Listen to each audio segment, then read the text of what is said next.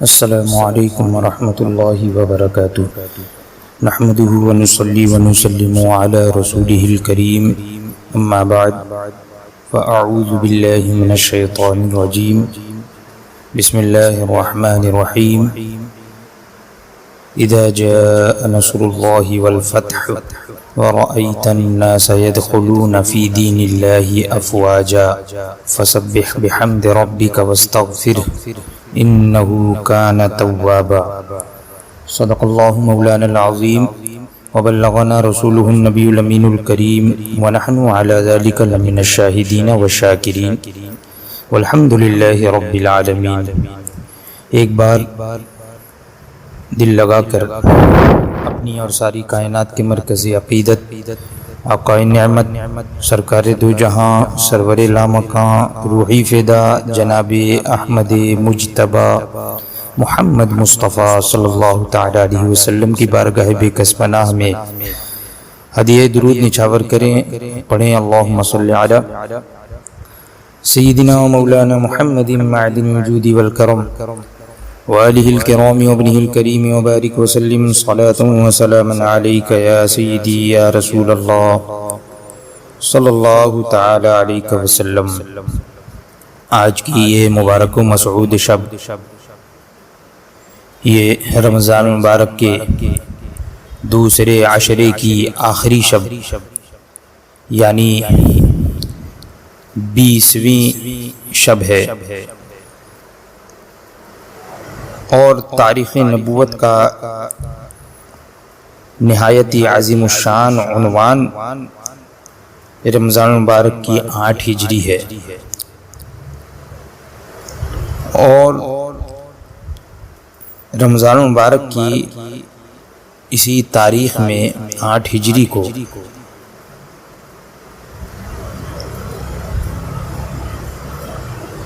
فتح مکہ رونما ہوا۔ سیرت مقدسہ کا یہ وہ سنہرا باب ہے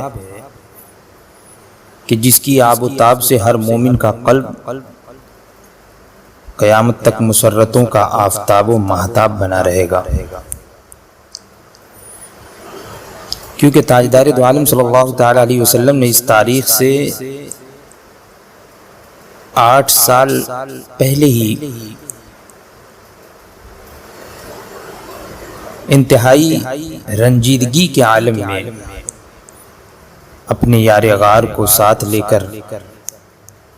رات کی تاریکی میں مکے سے ہجرت فرما کر اپنے وطن عزیز کو خیرباد کہا تھا، اور مکے سے نکلتے وقت خدا کے مقدس گھر خانے کعبہ پر ایک حسرت بھری نگاہ ڈال کر یہ فرماتے ہوئے مدینہ روانہ ہوئے تھے کہ اے مکہ، خدا کی قسم تو میری نگاہ محبت میں تمام دنیا کے شہروں سے زیادہ پیارا ہے، اگر میری قوم مجھے نہ نکالتی تو میں ہرگز تجھے نہ چھوڑتا، لیکن 8 برس بعد یہی وہ مسرت خیز تاریخ ہے کہ آپ نے ایک فاتح اعظم کی شان و شوکت کے ساتھ اسی شہر مکہ میں نزول اجلال فرمایا، اور کعبۃ اللہ میں داخل ہو کر اپنے سجدوں کے جمال و جلال سے خدا کے مقدس گھر کی عظمت کو سرفراز فرمایا۔ سوال یہ پیدا ہوتا ہے کہ ایسی کیا بات ہو گئی کہ جس کی وجہ سے مسلمانوں نے مکے کی طرف کوچ کیا اور حملے کا ارادہ کیا، حالانکہ اس سے پہلے حدیبیہ کے موقع پر صلح ہو چکی تھی کہ کوئی جنگ نہیں ہوگی، کچھ نہیں ہوگا۔ تو اصل واقعہ یہ ہے کہ کفار قریش نے جو صلح حدیبیہ میں عہد کیا گیا تھا، جو عہد نامہ لکھا گیا تھا، اس کی عہد شکنی کی۔ صلح حدیبیہ کے بیان میں جو صلح نامہ تھا اس میں ایک شرط یہ بھی تھی کہ عرب کے قبیلوں میں سے جو قبیلہ قریش کے ساتھ معاہدہ کرنا چاہے تو وہ قریش کے ساتھ معاہدہ کر لے، اور جو حضور سے معاہدہ کرنا چاہے تو وہ حضور کے ساتھ معاہدہ کر لے۔ چنانچہ اسی بنا پر قبیلہ بنی بکر نے قریش سے معاہدہ کر لیا، اور قبیلہ بنی خزاعہ نے حضور سے معاہدہ کر لیا امداد وغیرہ مدد وغیرہ کے تعلق سے۔ اور یہ دونوں قبیلے جو تھے، یعنی بنی بکر اور بنی خزاعہ، یہ دونوں قبیلے یہ مکے کے قریب میں آباد تھے، لیکن ان دونوں میں ایک کافی عرصے سے سخت دشمنی اور مخالفت چلی آ رہی تھی، خون خرابہ، قتل و غارت گیری، دشمنی چلی آ رہی تھی۔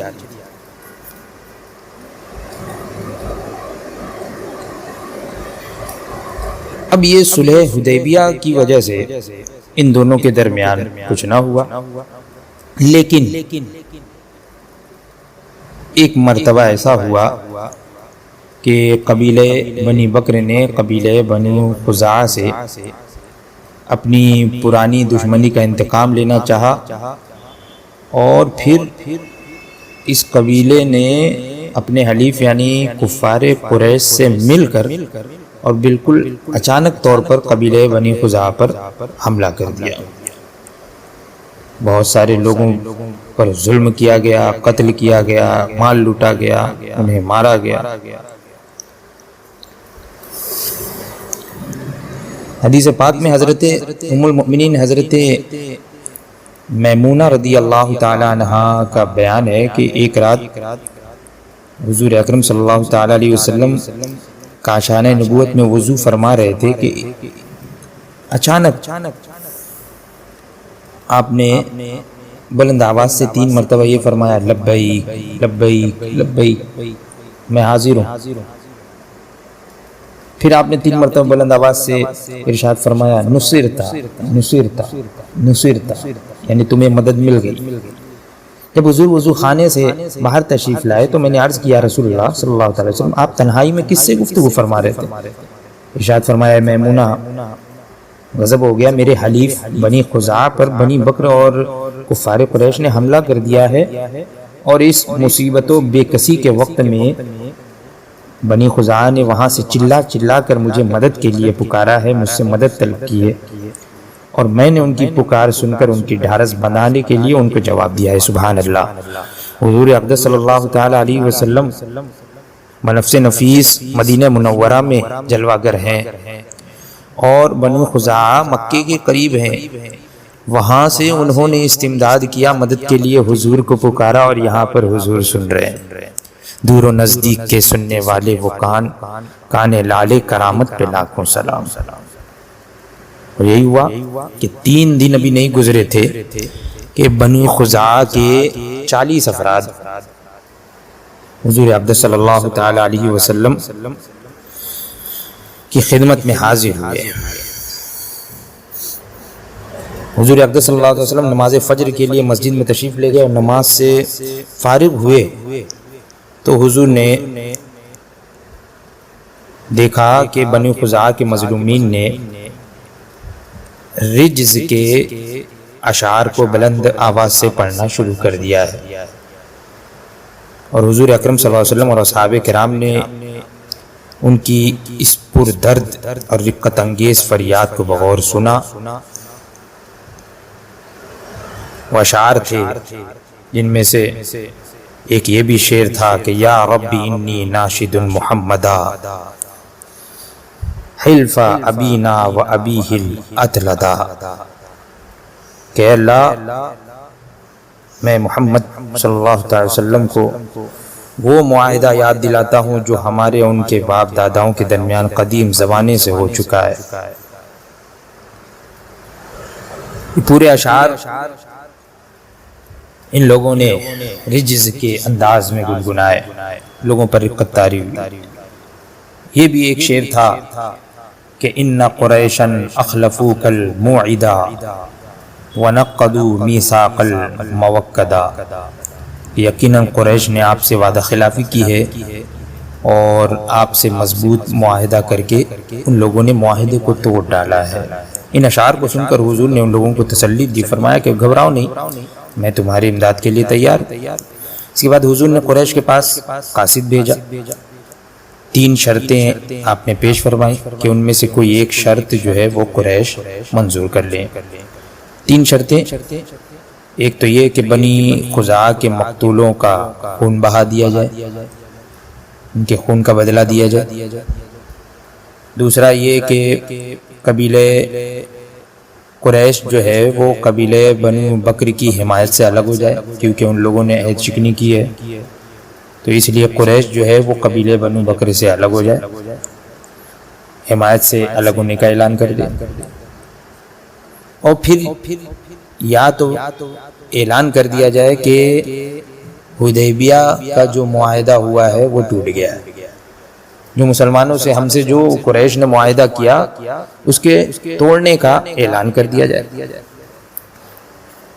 جب حضور اقدس صلی اللہ تعالی علیہ وسلم کے قاصد نے ان شرطوں کو قریش کے سامنے رکھا تو بعض سرداران قریش نے یہ جواب دیا کہ نہ ہم مقتولوں کے خون کا معاوضہ دیں گے، نہ اپنے حلیف قبیلہ بنی بکر کی حمایت چھوڑیں گے،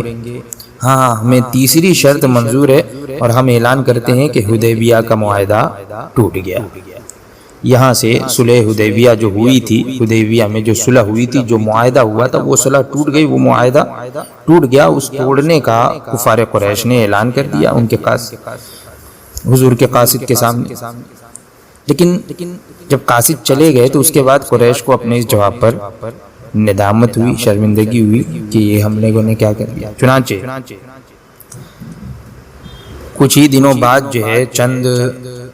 رؤسائے قریش اور ابو سفیان، یہ لوگ حضور اقدس صلی اللہ تعالی علیہ وسلم کی خدمت میں پہنچے۔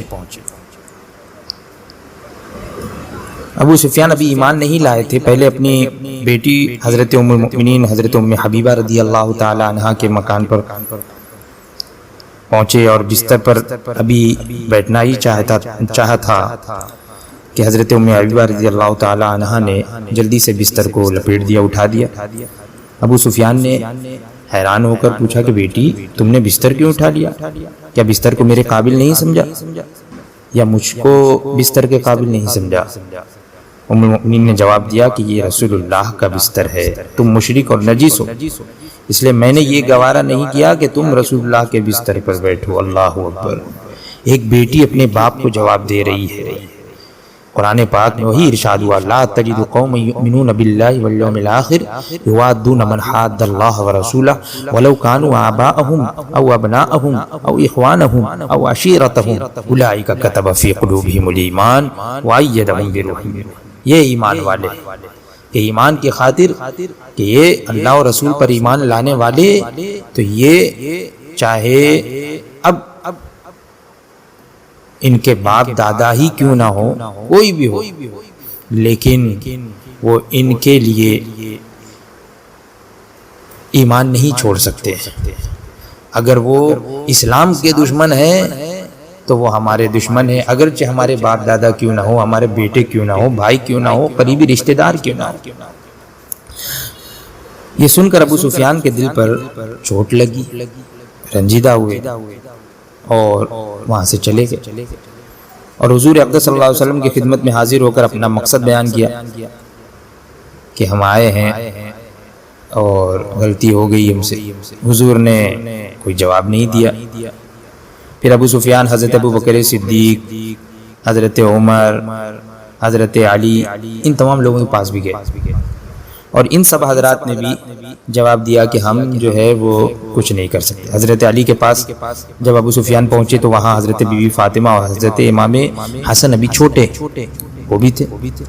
ابو سفیان نے بڑی لجاجت سے کہا کہ اے علی تم قوم میں بہت ہی رحم دل ہو، ہم ایک مقصد لے کر یہاں آئے ہیں، کیا ہم یوں ہی ناکام چلے جائیں؟ ہم صرف یہی چاہتے ہیں کہ تم حضور سے ہماری سفارش کر دو۔ حضرت علی نے فرمایا کہ اے ابو سفیان، ہم لوگوں کی یہ مجال نہیں کہ ہم حضور کے ارادے اور ان کی مرضی میں کوئی مداخلت کر سکیں۔ ہر طرف سے مایوس ہو کر ابو سفیان نے حضرت فاطمہ الزہرا رضی اللہ تعالی عنہا سے کہا کہ اے فاطمہ، یہ تمہارا 5 برس کا بچہ یعنی حضرت امام حسن مجتبی، اگر یہ بچہ ایک مرتبہ اپنی زبان سے اتنا کہہ دے کہ میں نے دونوں فریق میں صلح کرا دی تو آج سے یہ بچہ عرب کا سردار کہہ کر پکارا جائے گا۔ حضرت بی بی فاطمہ نے جواب دیا کہ بچوں کو ان معاملات میں کیا دخل۔ بالآخر ابو سفیان نے کہا کہ علی، معاملہ بہت کٹھن نظر آتا ہے، تم کوئی تدبیر بتاؤ۔ حضرت علی کرم اللہ تعالی وجہ الکریم نے فرمایا کہ میں اس سلسلے میں تم کو کوئی مفید رائے تو نہیں دے سکتا، لیکن تم قریش کے سردار ہو، تم خود ہی لوگوں کے سامنے اعلان کر دو کہ میں نے حدیبیہ کے معاہدے کی تجدید کر دی ہے۔ اس طریقے سے جا کے خود ہی اپنے قبیلے میں جا کے اعلان کر۔ ابو سفیان نے کہا کہ کیا میرا یہ اعلان کچھ مفید ہو سکتا ہے؟ تو حضرت علی نے فرمایا کہ ہاں، اعلان تو بظاہر کوئی مفید فائدہ تو ہے نہیں، مفید تو نہیں ہو سکتا۔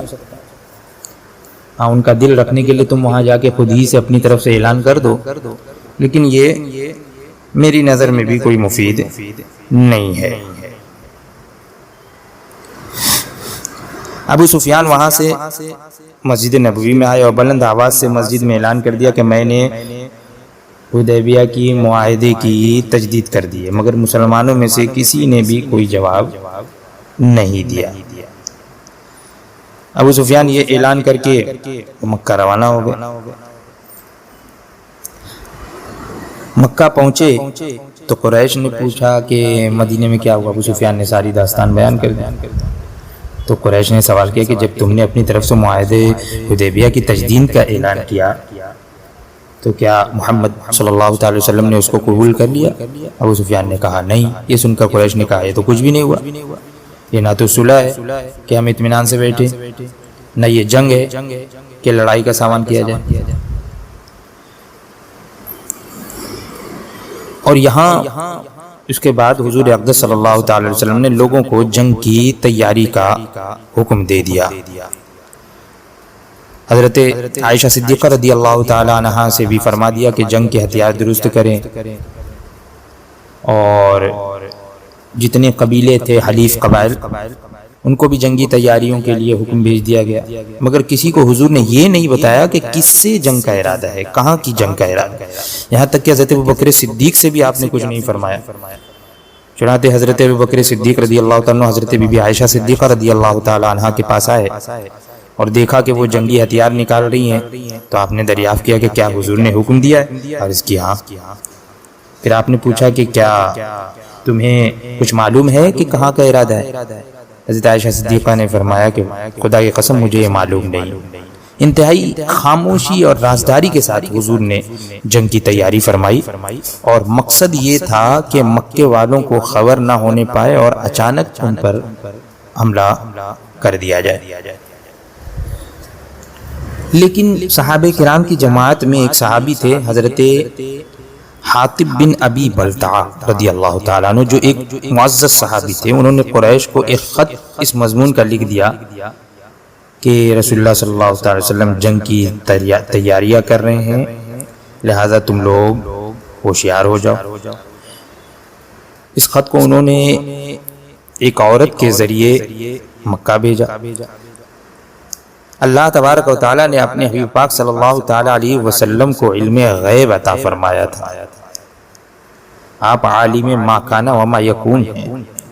آپ نے اپنے اس علم غیب کی بدولت یہ جان لیا کہ حضرت حاطب بن ابی بلتعہ نے کیا کیا ہے، کیا کارروائی کی ہے۔ چنانچہ آپ نے حضرت علی، حضرت زبیر اور حضرت مقداد رضی اللہ تعالیٰ عنہ مجمعین کو فوراً ہی روانہ فرمایا کہ تم لوگ فلاں جگہ جاؤ، وہاں ایک عورت ہے اور اس کے پاس ایک خط ہے، اس سے وہ خط چھین کر اور میرے پاس لاؤ۔ چنانچہ یہ تینوں اصحاب تیز رفتار گھوڑوں پر سوار ہو کر اس جگہ پہنچے اور اس عورت کو بھی پا لیا جس کی نشاندہی حضور نے فرمائی۔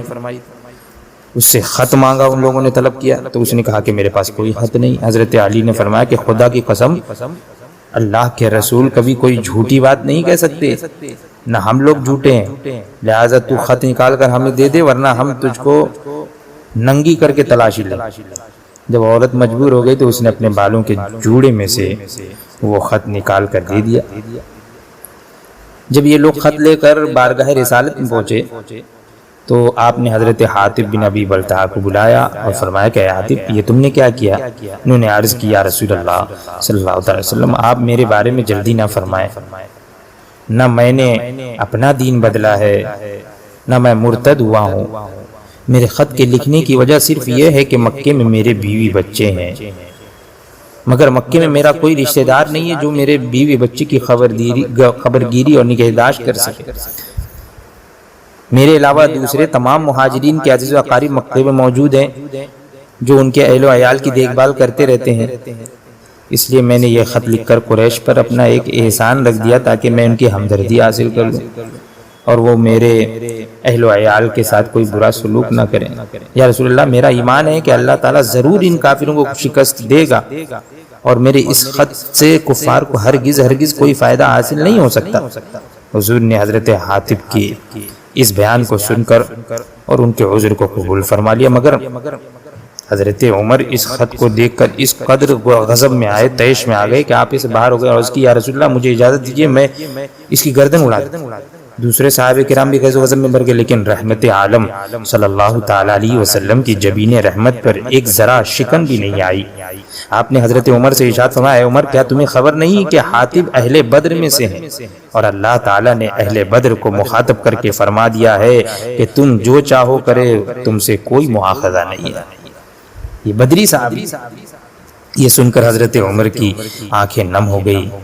وہ یہ کہہ کر بالکل خاموش رہ گئے کہ اللہ اور اس کے رسول کو ہم سے زیادہ علم ہے۔ اسی موقع پر قرآن کی یہ آیت نازل ہوئی، یا ایھا الذین آمنوا لا تتخذوا عدوی وعدوکم اولیاء، اے ایمان والو میرے اور اپنے دشمن کافروں کو دوست مت بناؤ۔ بہرحال حضور نے حضرت حاطب بن ابی بلتع کو معاف فرما دیا اور پھر 10 رمضان المبارک سن 8 ہجری کو حضور اقدس صلی اللہ تعالی علیہ وسلم مدینہ طیبہ سے 10,000 کا لشکر پر انوار ساتھ لے کر اور مکے کی طرف روانہ ہوئے۔ بعض روایتوں میں ہے کہ فتح مکہ میں آپ کے ساتھ 12,000 کا لشکر تھا۔ ان دونوں روایتوں میں کوئی تعارض نہیں، ہو سکتا ہے کہ مدینے سے چلنے کے وقت 10,000 کا لشکر ہو، پھر راستے میں بعض قبیلے اس لشکر میں شامل ہو گئے تو مکہ پہنچ کر اس لشکر کی تعداد 12,000 ہو گئی۔ بہرحال مدینے سے چلتے وقت حضور اقدس صلی اللہ علیہ وسلم اور تمام صحابہ کرام روزے دار تھے۔ جب آپ مقام قدید میں پہنچے تو پانی مانگا اور اپنی سواری پر بیٹھتے ہوئے پورے لشکر کو دکھا کر آپ نے دن میں پانی نوش فرمایا اور سب کو روزہ چھوڑ دینے کا حکم فرمایا۔ چنانچہ آپ اور آپ کے اصحاب نے سفر اور جہاد میں ہونے کی وجہ سے روزہ رکھنا موقوف کر دیا۔ اس سے یہ پتہ چلا کہ مجاہدین جب جہاد کے لیے جائیں تو مجاہدین کے لیے بھی روزہ معاف ہے، یعنی بعد میں اس کی قضا کر لیں، جیسے مسافر کے لیے، بیمار کے لیے، ویسے مجاہد کے لیے بھی روزہ معاف ہے۔ جب حضور اقدس صلی اللہ تعالی وسلم مقام جحفہ میں پہنچے تو وہاں حضور کے چچا حضرت عباس رضی اللہ تعالیٰ عنہ اپنے اہل و عیال کے ساتھ مدینہ منورہ کی طرف ہی آ رہے تھے، خدمت اقدس میں حاضر ہوئے۔ یہ مسلمان ہو کر آئے تھے، بلکہ اس سے بہت پہلے وہ مسلمان ہو چکے تھے اور حضور کی مرضی سے مکے میں مقیم تھے اور حجاج کرام کو زمزم پلانے کے معزز عہدے پر بھی فائز تھے۔ اور آپ کے ساتھ میں حضور کے چچا حارث بن عبد المطلب کے فرزند جن کا نام بھی ابو سفیان تھا، اور حضور کے پھوپھیزاد بھائی عبداللہ بن ابی امیہ جو ام المؤمنین حضرت ام سلمہ رضی اللہ تعالی عنہا کے سوتیلے بھائی بھی تھے۔ بارگاہ اقدس میں یہ حضرات حاضر ہوئے۔ ان دونوں صاحبوں کی حاضری کا حال جب حضور کو معلوم ہوا تو آپ نے ان دونوں صاحبوں کی ملاقات سے انکار فرما دیا۔ یہ دو، یعنی یہ ایک ابو سفیان جن کا نام تھا حضرت ابو سفیان بن حارث، اور دوسرے جو حضور کے عبداللہ بن ابی امیہ حضور کے پھوپھیزاد بھائی، یہ دونوں حضرات، تو ان سے ملاقات سے جو ہے وہ حضور نے انکار فرما دیا، کیونکہ ان دونوں نے حضور کو بہت زیادہ ستایا تھا، بہت ایذائیں پہنچائی تھی، خصوصاً ابو سفیان بن حارث، یہ آپ کے چچا بھائی جو اعلان نبوت سے پہلے آپ کے انتہائی جانثاروں میں سے تھے، مگر حضور نے جب اعلان نبوت فرمایا تو اس کے بعد انہوں نے اپنے قصیدوں میں، اپنے اشعار میں اتنی شرمناک باتیں اور بیہودہ جو حضور اقدس صلی اللہ تعالی علیہ وسلم کی کر ڈالی تھی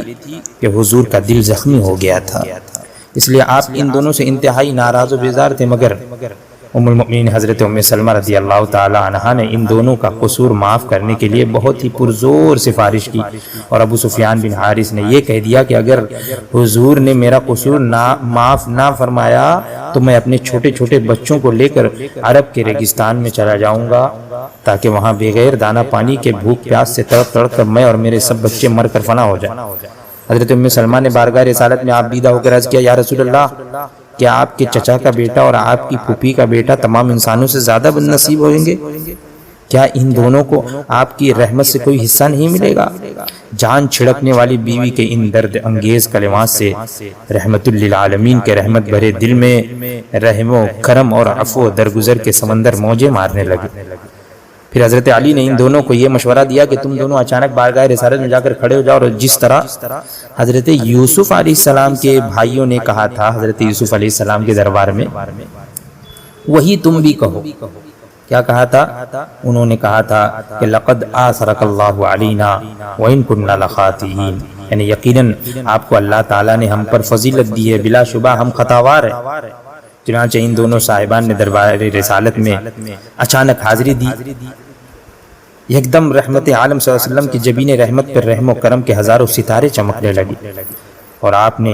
ان کے جواب میں بعین ہی وہی جملہ اپنی زبان رحمت نشان سے ارشاد فرمایا جو حضرت یوسف علیہ السلام نے اپنے بھائیوں کے جواب میں فرمایا تھا، لا تثریب علیکم اليوم یغفر اللہ لکم وہو ارحم الراحمین، آج تم سے کوئی مواخذہ نہیں ہے، اللہ تمہیں بخش دے، وہ ارحم الراحمین ہے۔ جب قصور معاف ہو گیا تو ابو سفیان بن حارث نے تاجدار دو عالم صلی اللہ علیہ وسلم کی مدح میں اشعار لکھے، اور زمانہ جاہلیت کے دور میں جو کچھ آپ کی گستاخی کی تھی اور گستاخی میں جو اشعار لکھے تھے اس کی معذرت کی، معافی مانگی، اور اس کے بعد عمر بھر نہایت سچے اور ثابت قدم مسلمان رہے، مگر حیا کی وجہ سے رسول اللہ صلی اللہ تعالی علیہ وسلم کے سامنے آپ نے کبھی سر نہیں اٹھایا۔ حضور بھی ان کے ساتھ بہت زیادہ محبت رکھتے تھے، اور فرمایا کرتے تھے کہ مجھے امید ہے کہ ابو سفیان بن حارث میرے چچا حضرت حمزہ کے قائم مقام ثابت ہوں گے۔ سبحان اللہ، یہ دوسرے ابو سفیان ہیں، وہ ابو سفیان نہیں جو مکے کے سردار تھے، بلکہ یہ ابو سفیان بن حارث، یہ حضور کے چچا زاد بھائی۔ مکے سے ایک منزل کے فاصلے پر ایک جگہ ہے مرہ الزہران، وہاں پہنچ کر اسلامی لشکر نے رات میں پڑاؤ ڈالا۔ حضور نے فوج کو حکم دیا کہ ہر مجاہد اپنا الگ الگ چولہا جلائے۔ 10,000 مجاہدین نے جو الگ الگ چولہے جلائے تو مرہ الزہران کے پورے میدان میں میلوں تک آگ ہی آگ نظر آنے لگی۔ ایک طریقے سے حضور اقدس صلی اللہ تعالی علیہ وسلم یہی چاہتے تھے کہ مکے والوں کو پتہ نہ چلے کہ ہم اتنے بڑے لشکر کے ساتھ وہاں آ رہے، لیکن قریش کو کچھ تو معلوم ہو ہی چکا تھا کہ مدینے سے فوجیں آ رہی ہیں، مگر صورتحال کی تحقیق کے لیے قریش نے ابو سفیان اور حکیم بن حزام اور بدیل بن ورقہ، ان 3 لوگوں کو اپنا جاسوس بنا کر بھیجا۔ حضرت عباس رضی اللہ تعالی عنہ چونکہ ابھی حضور کی خدمت میں آئے تھے مکے سے، وہ بے حد فکر مند تھے کہ اب کیا ہوگا۔ قریش کے انجام پر افسوس کر رہے تھے، کوئی سوچ رہے تھے کہ اگر رسول اللہ صلی اللہ علیہ وسلم اتنے عظیم لشکر کے ساتھ مکے میں فاتحانہ داخل ہوئے تو آج تو قریش کا خاتمہ ہو جائے گا، اور یہ حضرات قریشی ہیں، حضرت عباس بھی قریشی، تو اس لیے انہیں کچھ دل میں دغدغہ تھا، ایک عجیب سی کیفیت تھی ان کے دل میں۔ چنانچہ وہ رات کے وقت حضور کے سفید خچر پر سوار ہو کر اس ارادے سے مکہ چلے کہ قریش کو اس خطرے سے آگاہ کر کے اور انہیں آمادہ کریں کہ چل کر حضور سے معافی مانگ کر صلح کر لو ورنہ تمہاری خیر نہیں۔ اور پھر جب حضرت عباس چلے تو حضرت عباس کی ان تینوں سے ملاقات ہوئی، یہ تین جو ابو سفیان اور حکیم بن حزام اور بدیل بن ورقہ۔ تو ابو سفیان نے پوچھا کہ عباس تم کہاں سے آ رہے ہیں، یہ آگ کیسی ہے؟ آپ نے فرمایا کہ یہ رسول اللہ صلی اللہ علیہ وسلم کے لشکر کی آگ ہے۔ حضرت عباس نے ابو سفیان بن حرب سے کہا کہ تم میرے خچر پر پیچھے سوار ہو جاؤ ورنہ اگر مسلمانوں نے تمہیں دیکھ لیا تو تمہیں ابھی قتل کر ڈالیں گے۔ اور اس طریقے سے یہ تینوں حضرات کو لے کر حضور کے دربار میں حاضر ہو گئے اور ان لوگوں کی جاہ بخشی کی سفارش پیش کر دی اور یہ کہا کہ یا رسول اللہ میں نے ان سبوں کو امان دے دی ہے، اس لیے اس پر کوئی حملہ نہ کرے۔ ابو سفیان کی اسلام دشمنی کوئی ڈھکی چھپی چیز نہیں تھی۔ مکے میں رسول کریم صلی اللہ علیہ وسلم کو سخت سے سخت ایذائیں دینی، مدینے میں بار بار حملہ کرنا، قبائل عرب کو اشتعال دلا کر حضور کے قتل کی بار بار سازشیں کرنا، یہودیوں اور تمام کفار عرب سے ساز باز کر کے اسلام اور بانی اسلام کے خاتمے کی کوششیں کرنا، یہ معافی کے قابل یہ جرم نہیں تھے جو پکار کر کہہ رہے تھے کہ ابو سفیان کا قتل تو درست اور جائز ہے، برمائل ہے، لیکن رسول کریم جن کو قرآن نے رؤوف و رحیم کے لقب سے یاد کیا ہے، ان کی رحمت چمکار کر ابو سفیان کے کان میں کہہ رہی تھی کہ اے مجرم مت ڈر، یہ دنیا کے سلاطین کا دربار نہیں بلکہ رحمت للعالمین کا دربار ہے، یہ رحمت للعالمین کی بارگاہ رحمت ہے۔ بخاری شریف کی روایت تو یہی ہے کہ ابو سفیان بارگاہ اقدس میں حاضر ہوئے تو فوراً ہی اسلام قبول کر لیا اور ان کی جان بخش دی گئی۔ اور یہ بھی ایک روایت میں ہے کہ حکیم بن حزام اور بدیل بن ورقہ نے بھی فوراً رات ہی میں اسلام قبول کر لیا، مگر ابو سفیان نے صبح کو کلمہ پڑھا۔ بہرحال ابو سفیان ایمان لے آئے۔ مجاہدین اسلام کا لشکر جب مکی کی طرف بڑھا تو حضور اقدس صلی اللہ علیہ وسلم نے حضرت عباس سے فرمایا کہ آپ ابو سفیان کو کسی ایسے مقام پر کھڑا کر دیں کہ یہ افواج الہی کا جلال اپنی آنکھوں سے دیکھ لے۔ چنانچہ جہاں راستہ کچھ چھوٹا تھا، تنگ تھا، ایک بلند جگہ پر حضرت عباس رضی اللہ تعالیٰ عنہ نے ابو سفیان کو کھڑا کر دیا۔ تھوڑی دیر کے بعد اسلامی لشکر سمندر کی موجوں کی طرح امٹتا ہوا روانہ ہوا۔ قبائل عرب کی فوجیں ہتھیار سچ کر یکے بعد دیگرے ابو سفیان کے سامنے سے گزرنے لگی اور ابو سفیان نے سہم کر پوچھا کہ یہ کون لوگ ہیں؟ حضرت عباس نے کہا یہ قبیلے غفار کے شہ سوار ہیں، پھر جوہینہ، پھر سعد بن حزیم، پھر سلیم کے قبائل کی فوجیں، یہ ہتھیاروں سے لیس ہو کر پرچم لہراتے تکبیر کے نعرے لگاتے ہوئے سامنے سے نکل گئے۔ ابو سفیان ہر فوج کا جلال دیکھ کر مرعوب ہو جاتے تھے اور بار بار پوچھتے تھے ہر فوج کے بارے میں، یہ کون ہے، یہ کون ہے، یہ کن لوگوں کا لشکر ہے؟ اور پھر اس کے بعد انصار کا لشکر پنروار اتنی عجیب شان اور ایسی نرالی آن بان سے چلا کہ دیکھنے والوں کے دل دہل گئے۔ ابو سفیان نے اس فوج کی شان و شوکت سے حیران ہو کر کہا کہ بس یہ کون لوگ ہیں؟ آپ نے فرمایا کہ یہ انصار ہے۔ اور پھر اسی میں انصاری صحابی حضرت سعد بن عبادہ جھنڈا لیے ہوئے ابو سفیان کے قریب سے گزرے اور حضرت ابو سفیان جو ابھی ایمان لائے تھے، یہ حال دیکھ کر ان کا دل دہل اٹھا کہ اب مکے پر حملہ ہو جائے گا، سب مار دیے جائیں گے۔ تاجدار عالم صلی اللہ علیہ وسلم نے مکے کی سرزمین میں قدم رکھتے ہی جو پہلا فرمان جاری فرمایا وہ یہ اعلان تھا جس کے لفظ لفظ میں رحمتوں کے دریا موجیں مار رہے ہیں۔ کیا اعلان فرمایا؟ آپ نے فرمایا جو شخص ہتھیار ڈال دے گا اس کے لیے امان ہے، جو شخص اپنا دروازہ بند کر لے گا اس کے لیے امان ہے، جو کعبے میں داخل ہو جائے گا اس کے لیے امان ہے۔ اس موقع پر حضرت عباس رضی اللہ تعالیٰ نے عرض کی یا رسول اللہ ابو سفیان ایک فخر پسند آدمی ہے، اس کے لیے بھی کوئی ایسی امتیازی بات فرما دیجئے کہ اس کا سر بھی فخر سے اونچا ہو جائے۔ تو آپ نے فرمایا کہ ٹھیک ہے، جو ابو سفیان کے گھر میں داخل ہو جائے اس کے لیے بھی آمین۔ سبحان اللہ، یہ رحمت للعالمین کی رحمت للعالمین ہی ہے۔ حضور کے اس اعلان رحمت نشان یعنی مکمل امن و امان کا فرمان جاری کر دینے کے بعد ایک قطرہ خون بہنے کا کوئی امکان ہی نہیں تھا۔ حضور نے امان دے دی، سب کو امان دے دی، اور حضور جب فاتحانہ حیثیت سے مکے میں داخل ہونے لگے تو آپ اپنی اونٹنی قصوہ پر سوار تھے، ایک سیاہ رنگ کا امامہ باندھے ہوئے۔ بخاری میں ہے کہ آپ کے سر اقدس پر مغفر تھا، اور آپ کے ایک جانب حضرت ابوبکر صدیق،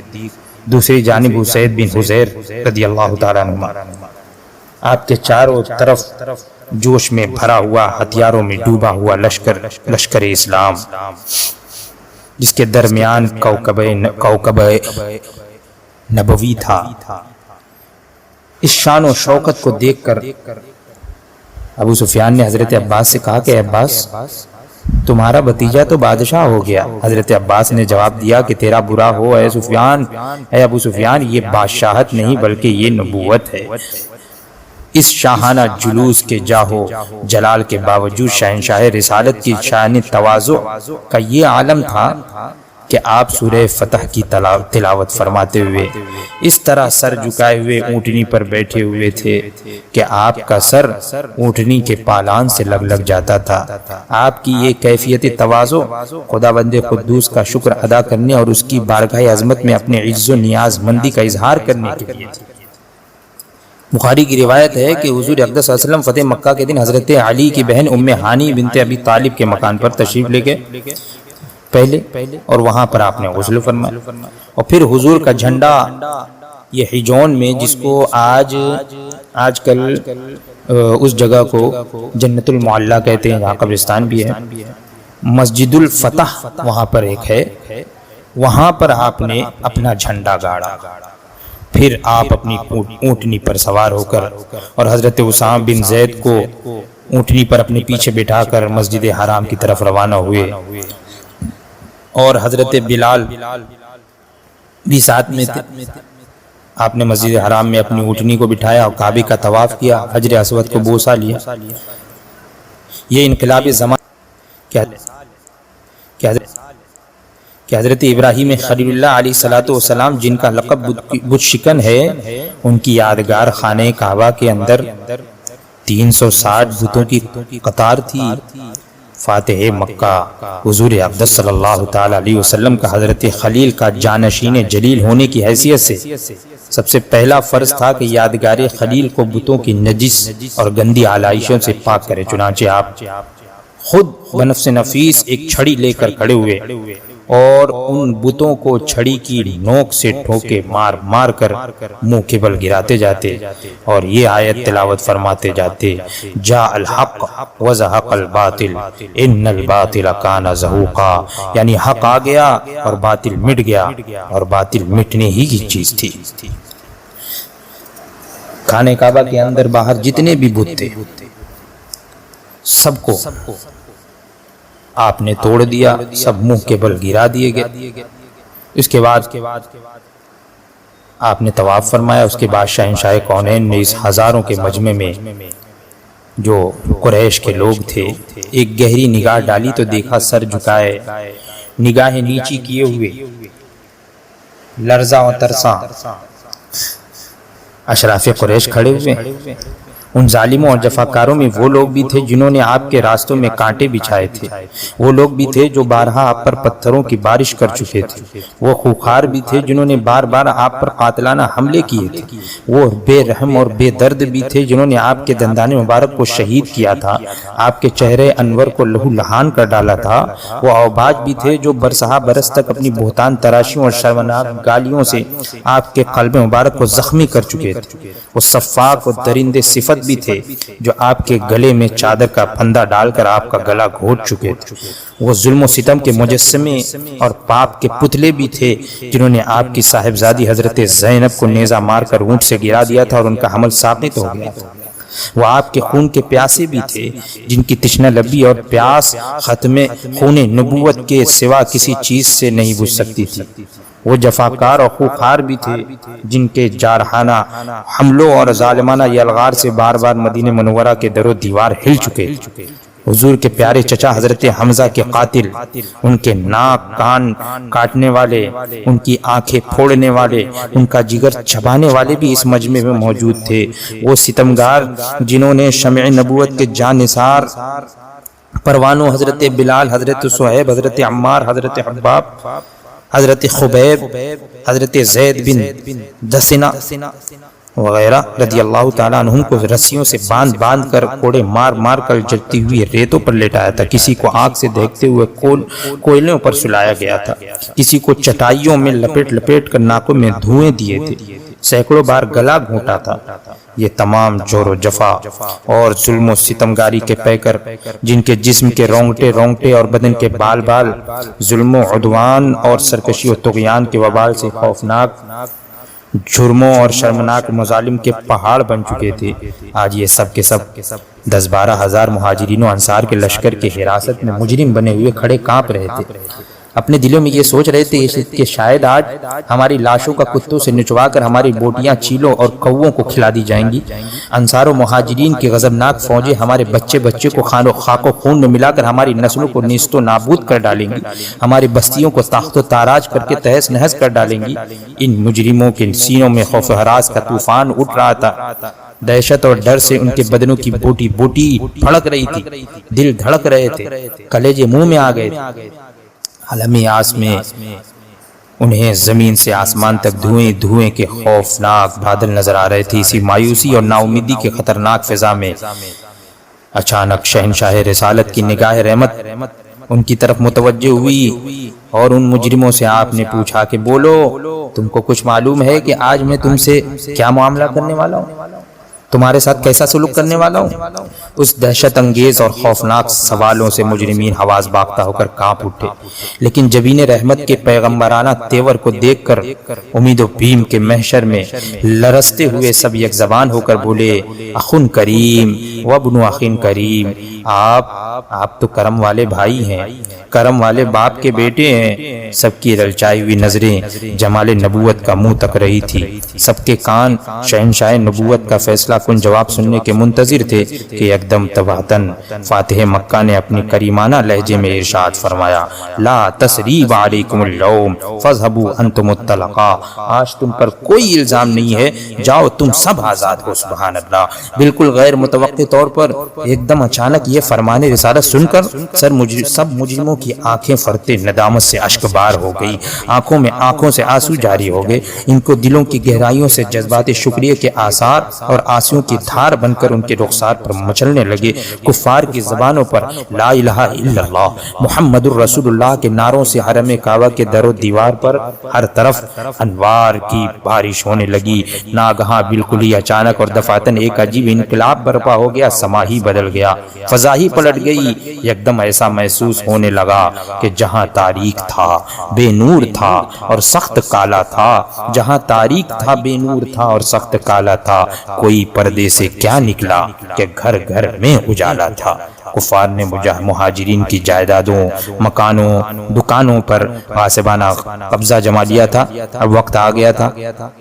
مہاجرین کو ان کے حقوق دلائے جاتے، ان سب جائیدادوں، مکانوں، دکانوں اور سامانوں کو مکہ کے غاصبوں کے قبضوں سے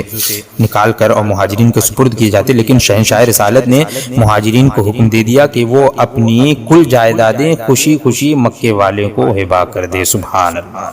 کیا رحمت للعالمین ہے۔ یہ میں نے مختصراً واقعہ فتح مکہ بیان کر دیا، ورنہ تو تفصیل بڑی لمبی ہے، وقت درکار ہے۔ یہ حصول برکت کے لیے میں نے چند باتیں ذکر کر دی اور مختصراً پورا واقعہ آپ کے سامنے ذکر کر دیا۔ اللہ تبارک و تعالی ہم تمام لوگوں کو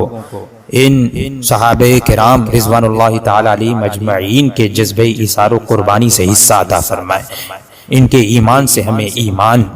کی جلا عطا فرمائے اور حضور اقدس صلی اللہ تعالی علیہ وسلم کے نقش قدم پر چلنے کی توفیق عطا فرمائے، ہر طرح کی آفات و بلیات سے محفوظ و مامون فرمائے، خصوصاً یہ مبارک و مسعود شب جسے نسبت ہے فتح مکہ سے، یا اللہ اس مبارک و مسعود شب کے صدقے میں، اور یہ مغفرت کا عشرہ ہے اور یہ آخری شب ہے، یا اللہ ہم تمام مسلمانوں کی مغفرت فرما، ہر طرح کی آفات و بلیات سے محفوظ و مامون فرما، خصوصاً جو بیماری، یہ مرض، وبائی مرض جو پھیلا ہوا ہے، یا اللہ اس وبائی مرض سے تمام مسلمانوں کی حفاظت فرما، اور جو اس میں مبتلا ہے انہیں شفاء کاملہ عاجلہ عطا فرما، وآخر دعوانا الحمدللہ رب العالمین، السلام علیکم ورحمۃ اللہ وبرکاتہ۔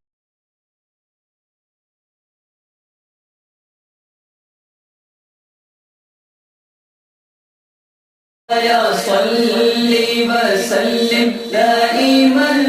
ابدا على حبيبك خير الخلق كلهم مولاي صلی وسلم دائما ابدا على حبيبك خير الخلق